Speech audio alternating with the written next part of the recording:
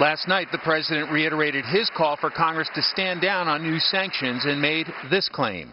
Our diplomacy is at work with respect to Iran, where for the first time in a decade we've halted the progress of its nuclear program and reduced its stockpile of nuclear material. Yet many don't believe Iran has halted anything related to its nuclear program, and even some top Democrats worry the administration may cut a bad deal. Iran is clearly taking steps that can only be interpreted as provocative.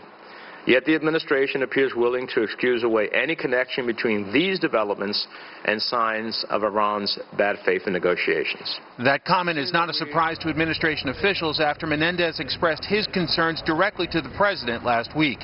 Today, the Deputy Secretary of State struck a hopeful tone. Our assessment remains that we have a credible chance to reach a deal that's in the best interest of America's security as well as that of our allies and partners.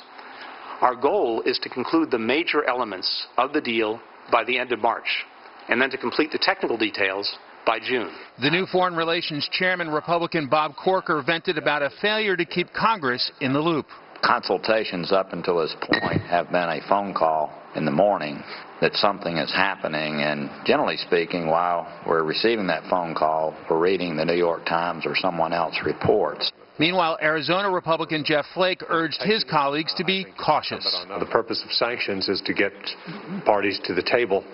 They are at the table, and so I'm confused by the notion that some would want to impose additional sanctions while negotiations are going on. Yet Idaho Republican Jim Risch suggested the administration is being duped by Tehran.